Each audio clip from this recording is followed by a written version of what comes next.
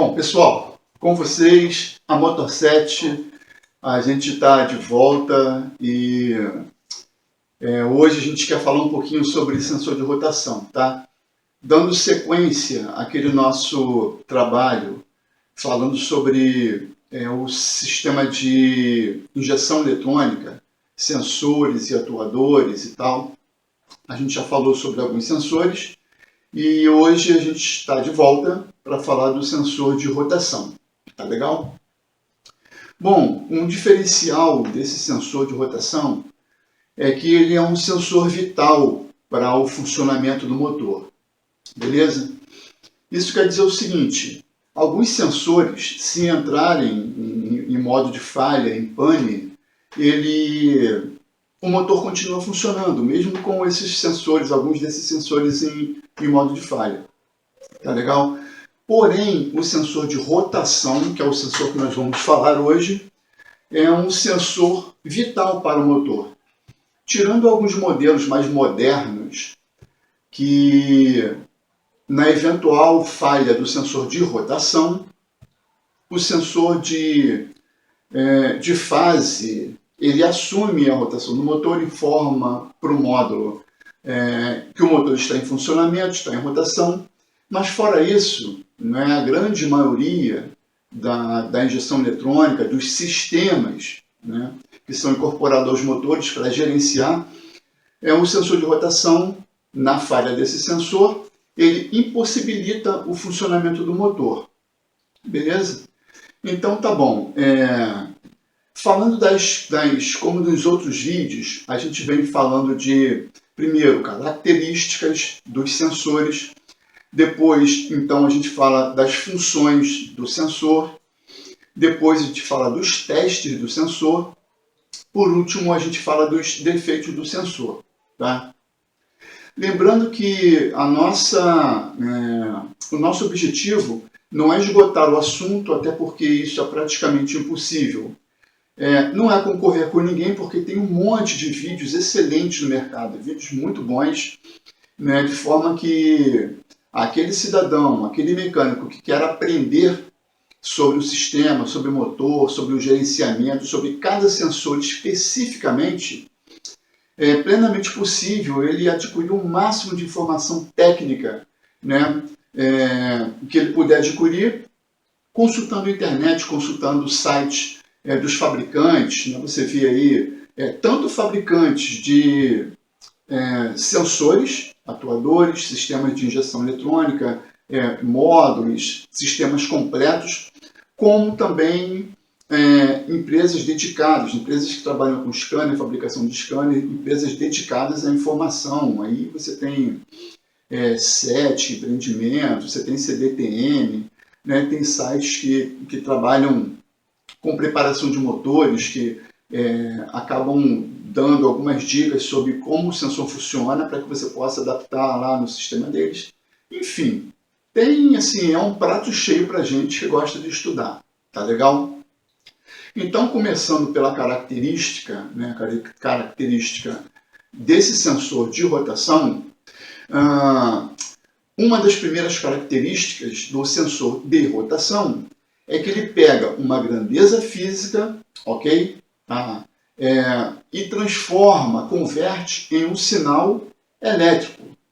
O módulo, então, vai pegar esse sinal elétrico e vai transformar em sinal digital, de forma que o processador, a memória, o software possa ler, possa interpretar e tomar decisões.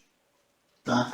Então, esse sensor de rotação, ele pega uma grandeza física, no caso, rotação, movimento, campo magnético, relutância magnética, e transforma isso em um sinal elétrico. Esse sensor, uma segunda característica desse sensor, é que ele pode ser indutivo, ok? Ou ele pode ser do tipo Hall. Tá? Então, são os dois modelos comumente encontrados no mercado. Então, o sinal ele é gerado através de uma indução eletromagnética, beleza? Então, essa é a terceira característica do sinal. converte grandeza física em sinal elétrico, ok? Que é a rotação e campo magnético, intensidade de campo magnético em sinal elétrico. Ele pode ser indutivo ou pode ser do tipo Hall. Nos sensores, seja do tipo indutivo, seja do tipo Hall, costuma ter uma malha coaxial, né, trançada, justamente para interferir, justamente para não deixar que o campo magnético interfira nos sinais do sensor de rotação até ao módulo, tá legal? E normalmente os sensores do tipo Hall possuem uma alimentação elétrica. E essa alimentação pode ser de 5 volts ou de 12 volts, vai depender do modelo e tal, do fabricante. Enfim, para ter certeza, tem que ir lá e checar o manual de serviço do fabricante daquele tipo de injeção. Tá? Então, essas são as 5 características. Transforma o sinal de campo magnético em sinal elétrico, pode ser indutivo ou pode ser do tipo Hall. O sinal é gerado por uma indução eletromagnética. O chicote costuma ter uma malha coaxial de proteção, ok? Proteção contra a interferência de campo eletromagnético. E os sensores Hall possuem alimentação de 5 ou de 12 volts. Beleza? Então, essas são as características do sensor, tá? Seja do tipo Hall ou seja do tipo indutivo. Beleza. Aí a gente vai para o segundo tópico agora, que é falar da função do sensor. Então, qual que é a função do sensor de rotação? Como eu costumo falar, a gente tem que saber, analisar o sistema como um todo, a injeção eletrônica, os defeitos que ela provoca, mas a gente precisa ir mais a fundo um pouco e entender o que cada sensor faz, o que cada atuador faz, qual que é, como testar e qual que é o defeito que ele provoca no veículo, beleza? Então, para isso a gente precisa entender a função desse sensor. Então, uma das funções é enviar pulsos, ao módulo, para que o módulo consiga identificar a rotação do motor e também identificar o ponto morto superior, o PMS, ok, de cada cilindro. Se ele consegue identificar o primeiro cilindro, naturalmente, tá, através de cálculos, ele consegue identificar os demais cilindros, inclusive a ordem de ignição. Beleza?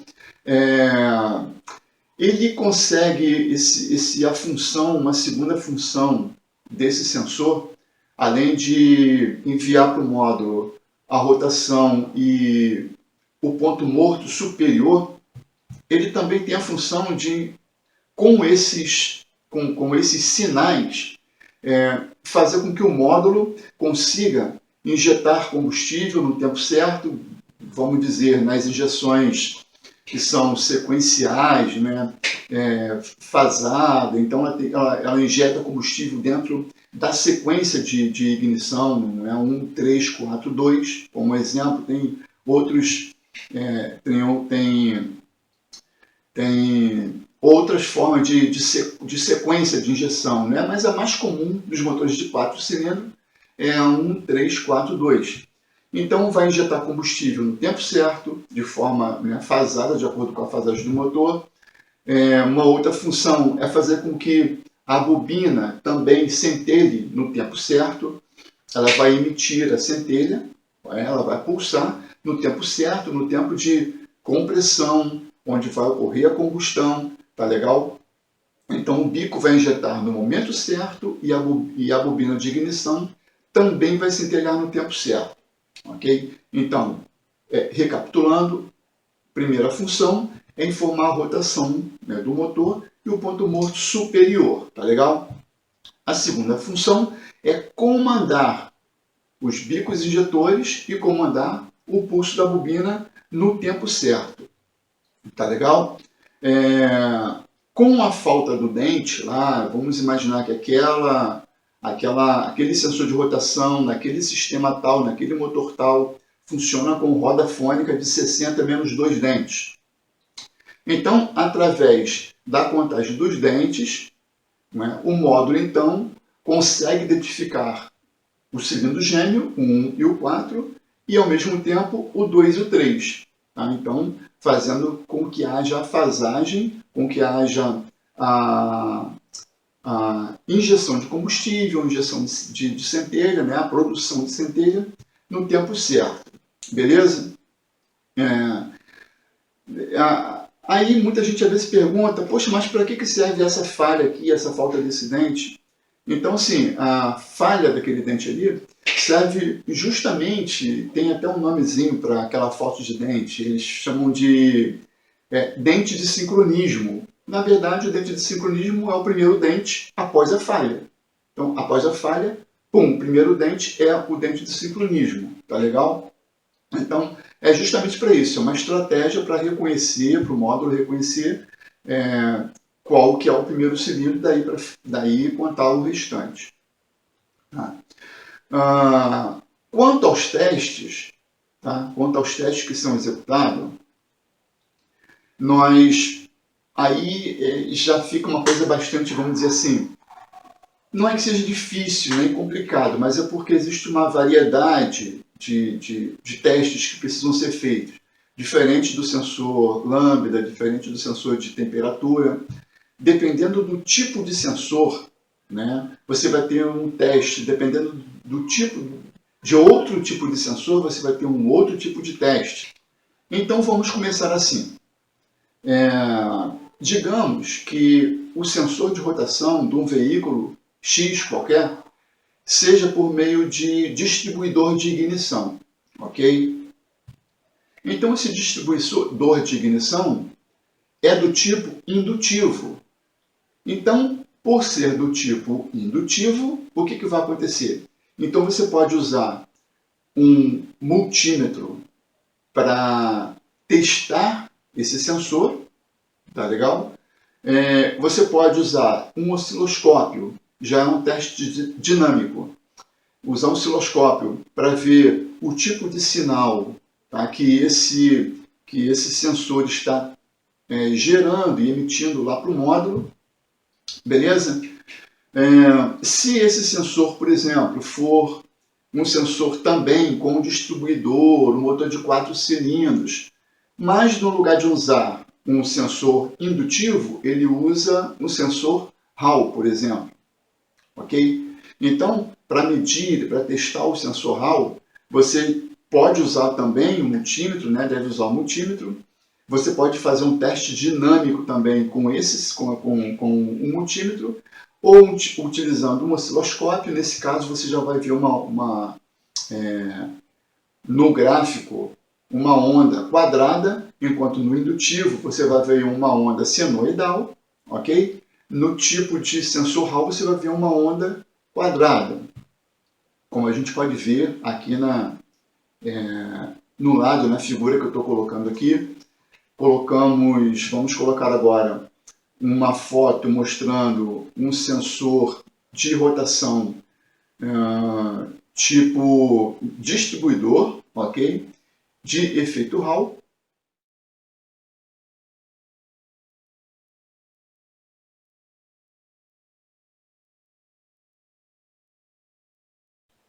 Vamos colocar agora um distribuidor, né, também de um motor de 4 cilindros, com um efeito indutivo, ok? Com uma bobina de indução.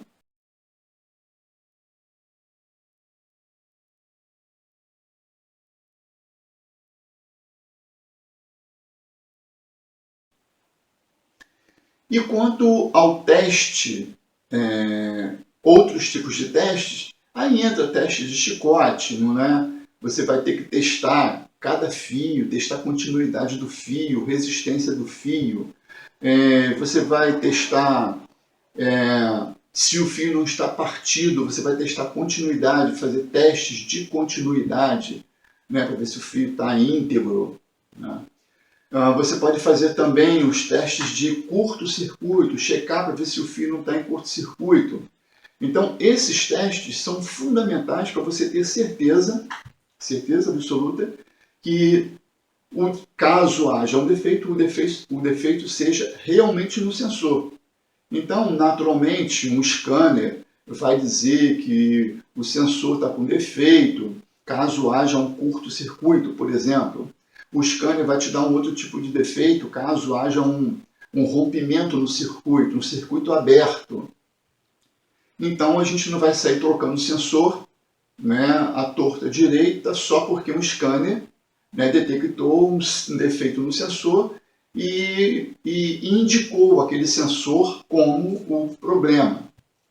Tem que se checar chicote, curto, fio, circuito interrompido, circuito aberto, beleza? Quanto ao teste dinâmico,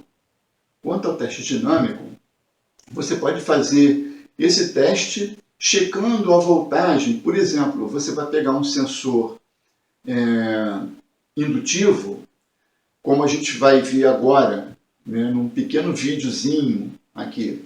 Um sensor indutivo, ele pode ser testado, ele pode ser checado utilizando uma ponta de prova, por exemplo, aquela canetinha de polaridade.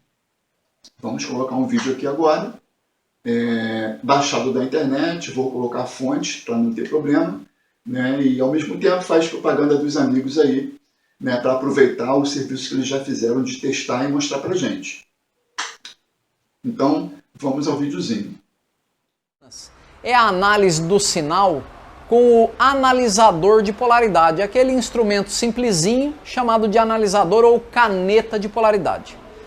A análise do sinal de um sensor do tipo Hall com analisador de polaridade é um método razoável, ele não é extremamente conclusivo, porque o analisador de polaridade, ele identifica se existem pulsos de sinal do sensor, porque o sensor do tipo Hall, ele emite um sinal, um pulso de onda quadrada. Quando você coloca ali o analisadorzinho de polaridade, você consegue visualizar a existência de um sinal pulsado, porque os LEDs do analisador pulsam. Passado esse videozinho, uma outra forma de fazer um teste é medindo o duel, ok? Então, esse duel pode ser medido com um multímetro.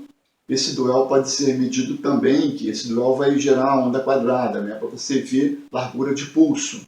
Você pode também usar o osciloscópio, é claro, você tem a visão muito melhor do que está acontecendo, né, naquele momento de funcionamento do sensor, beleza? Então vamos colocar também agora um videozinho para que a gente possa ver, né, direitinho. Também esse vídeo baixado da internet, a fonte está aqui para quem quiser ir lá consultar, para quem quiser ir lá dar uma curtida lá no vídeo da galera, tá legal? Então vamos ver aí esse videozinho sendo feito um teste de duel, ok?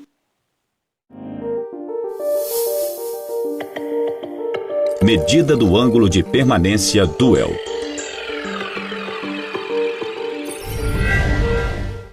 Conecte a ponta de prova preta no terminal negativo da bateria. Conecte a ponta de prova vermelha no terminal negativo da bobina. Dê a partida no motor. Realize a leitura do valor do ângulo de permanência no visor. Nesse motor de 4 cilindros, o ângulo de permanência é de aproximadamente 40 graus.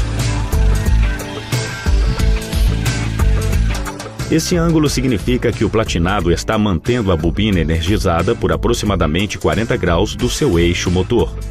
A alteração desse ângulo indica a necessidade de regulagem da abertura ou troca do platinado.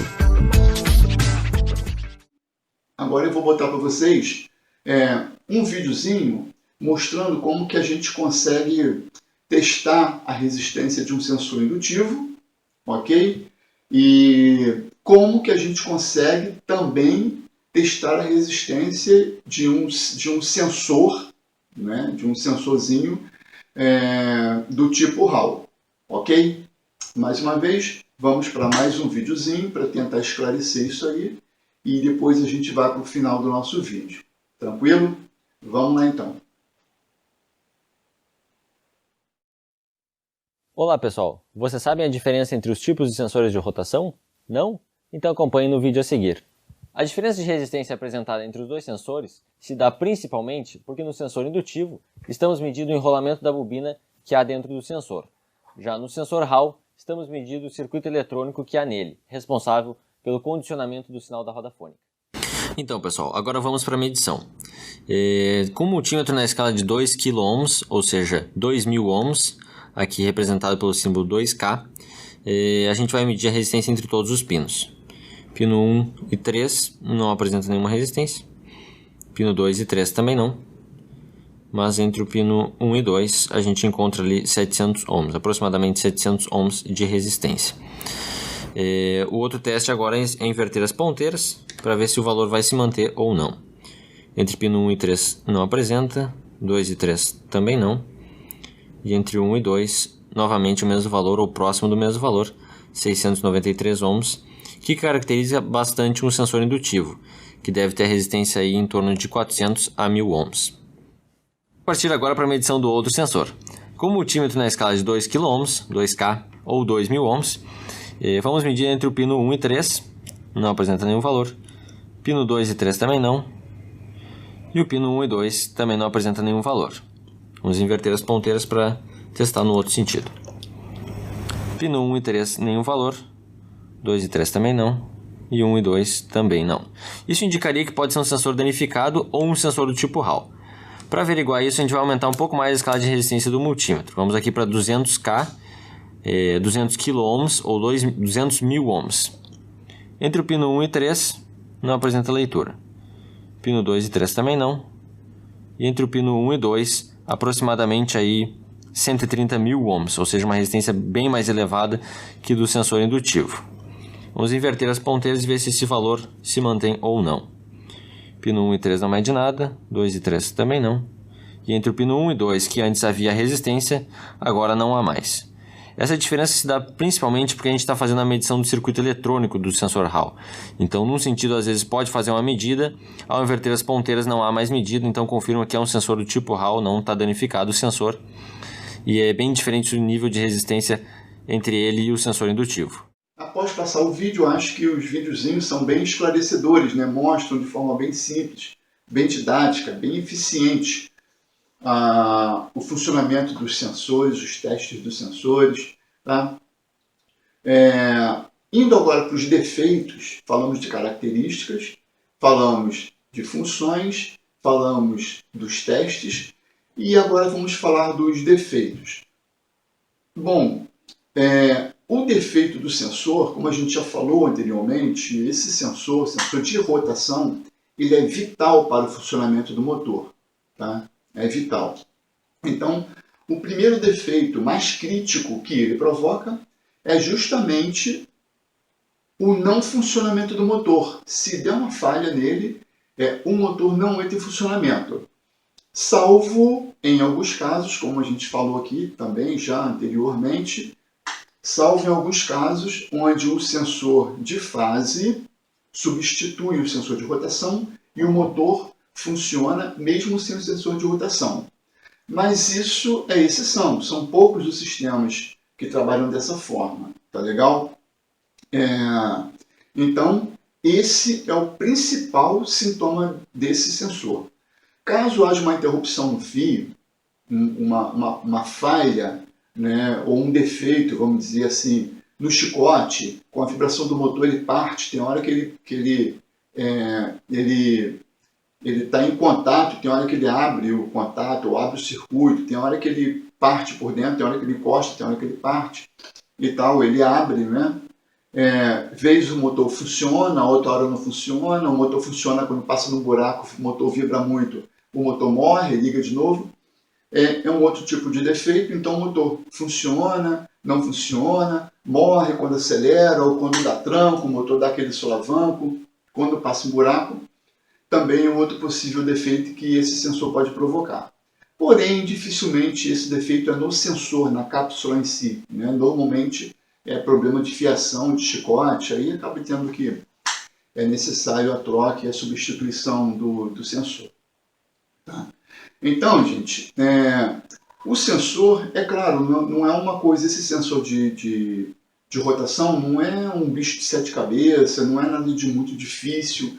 É claro que existe o fenômeno físico que precisa ser entendido a fundo, que não é como um videozinho de 20 minutos ou de 30 minutos que a gente vai conseguir entender tudo. Existe muita coisa envolvida. Campo magnético, relutância magnética, distanciamento, enfraquecimento de sinal devido à distância. Então, assim, é claro que quando a gente pega aqueles distribuidores, né, mais antigos, que não utilizam roda fônica nem nada, é mais complicado quando você pega um sensor indutivo, que tem uma bobina de indução ali dentro, que às vezes ela rompe, às vezes aquela aranha, né, existe um estator e um rotorzinho, né, que trabalham um dentro do outro, que eles envolvem um enrolamento. Estou colocando do lado aqui agora a fotozinha para a gente ver, né? Dá uns tipos de problema que eu vou te falar, é bem difícil de se resolver, de se detectar. Mas, com o passar do tempo, você estudando, vendo vídeos, vendo animação gráfica, né, em computador, em 3D, é suficiente para a gente começar a crescer, né, crescer o nosso vocabulário de recursos, de conhecimento, porque hoje, mais importante do que ter ferramentas específicas, ferramentas de alto desempenho, de alto valor, inclusive, também, né, ter um scanner ou um osciloscópio de última geração, se não tiver conhecimento suficiente para explorar aquelas informações que o equipamento passa para a gente. Tá? Então, é importante termos ferramentas de última geração, ferramenta de diagnóstico de última geração, mais evoluída possível, com a melhor qualidade possível, seja de resolução, seja de velocidade, de processamento de informação, para poder te dar uma resposta melhor, mais apurada, né? Mas, se não tiver conhecimento técnico, se não tiver informação, se não tiver a curiosidade e aquela coisa que você vai pegando com o tempo, a experiência, a vivência, o dia a dia dentro da oficina, batendo cabeça, trocando ideia com os amigos, né, se informando, às vezes até ajudando outros a resolverem o problema. Se não tiver isso, você pode ter o melhor equipamento do mundo que não adianta, não resolve. Então, hoje, para se trabalhar numa oficina mecânica, para ser um bom profissional da reparação automotiva, você tem que ter, principalmente, conhecimento e material técnico. Tá? Apostilas, diagramas elétricos, senão você pode ter o melhor equipamento do mundo que, eu vou te falar, você vai penar um pouquinho para conseguir. Tá? Então, fica a dica aí, vamos continuar estudando. Quem curte os nossos vídeos, entendeu? Quiser dar um likezinho aí, pode dar um likezinho. Mas lembrando que nós da Motor7 não estamos aqui à procura de likes, ok? A gente está aqui querendo mesmo contribuir para o crescimento de vocês, para o crescimento profissional. Tem informação que, inclusive, é até difícil, muito difícil de passar. A gente está tentando passar a informação da melhor forma possível, mas tem informação que tecnicamente é difícil de se passar. Mas eu acredito que com boa vontade, com determinação, com garra, com estudo, vendo vídeos de internet, vídeos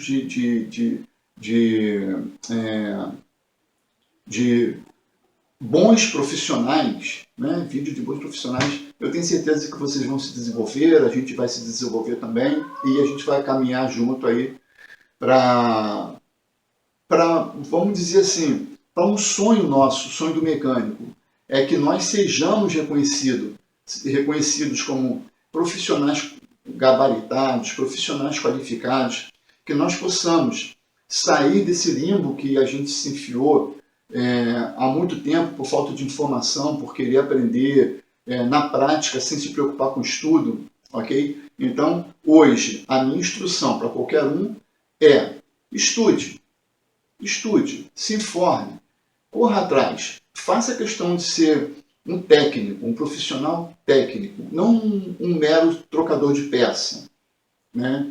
E para ser técnico, tem que ler, tem que estudar, tem que pegar o manual de serviço do motor, daquele sensor, tem que ler um catálogo, entendeu? Então fica aqui a nossa dica para vocês. Eu espero que a nossa informação seja mais uma informação útil, que possa agregar valor, que possa agregar conhecimento, ok? Conhecimento técnico para vocês aí. A gente espera vocês no próximo vídeo, ok? E que Deus abençoe vocês todos aí. Bom trabalho para todo mundo, que todo mundo possa crescer assim de forma vertiginosa na sua profissão aí, no seu trampo do dia a dia. Valeu, galera! Até mais!